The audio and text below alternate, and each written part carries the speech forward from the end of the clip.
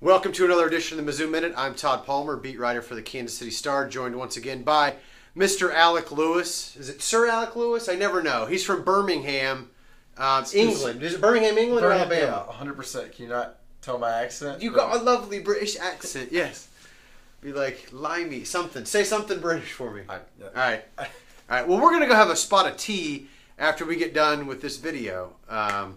And so that'll be a better end of the day than Missouri had because I don't think anybody expected Missouri to come out and run roughshod over this Middle Tennessee State team. I think most people who've watched this Mizzou football team this year and who know anything about Middle Tennessee and the success they've had in recent years thought that this could be a tough game, right? But you still expect on homecoming at home against a Conference USA opponent that Missouri's going to come out on top, don't you? I think everybody expected it, maybe besides Vegas, and Vegas turned out right once again. But no, yeah, I mean, Missouri... Well, to be clear, Missouri was the favorite, but the money came in on Middle Tennessee State. But Missouri was still a favorite even by Vegas. Right, and you're right. And it was just a struggle from kickoff. I mean, defensively, it was just abysmal performance. They were unable to stop Middle Tennessee on the ground. Octavius Mathers ran for 215 yards on them, and Brent Stockstill played a heck of a game through 4 touchdowns.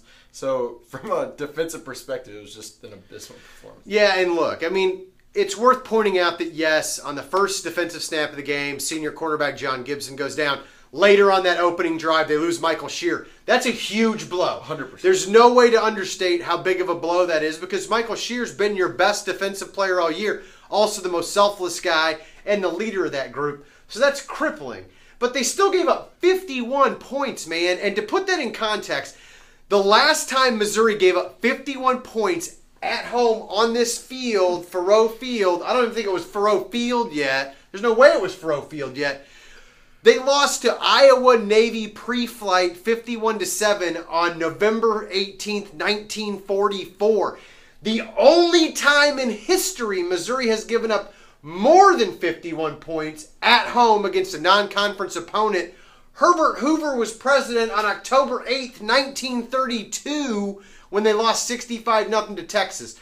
This is a historically bad defensive performance at home, and there's really no excuse for it. I mean, 51 is 51. They gave up 584 yards overall. If there was anything positive to take from this game, is it the fact that Drew Lock looked a little bit better? He was still only 20 of 40, but he was plagued by drops, had a long touchdown to Jonathan Johnson, called back, although Missouri finished off that drive anyway. But Drew Lock looked a little bit better despite a couple fumbles, only one that they actually lost.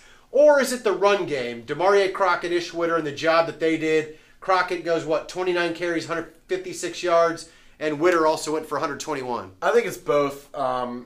Obviously, DeMarie Crockett's 4 touchdowns were one off the school record, and it was his 3rd game with 100 yards. No true freshman at Missouri's ever done that before. So, yeah.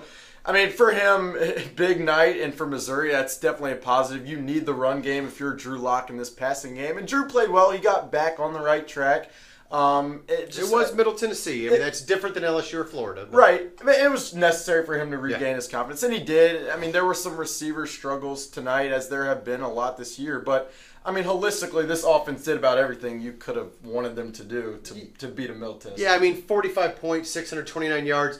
Drew also never seemed to be able to get on the same page with Sean Colkin for some reason. There were several throws that were off, and several times that I know on a couple of run option passes when Drew kept the ball, he expected Sean to do something different. So not entirely sure. There's still some communication issues. Some of these things are natural, though, and you expect them when you're switching to a new scheme, and they're going to persist a little bit throughout the season. But this game, just a terrible homecoming look, and it pretty much, can we say that the bowl chances are done? There should be no more talk about Missouri going to a bowl at this point? Mizzou fans aren't going to like it, but it's going to be tough. It's going to be tough. Can they do it or not? Can they win 4 of these last 5 in the SEC? Is it even possible the way they're playing? I'm going to say no, and I'm going to get flack on it. So you shouldn't get flack. That's true.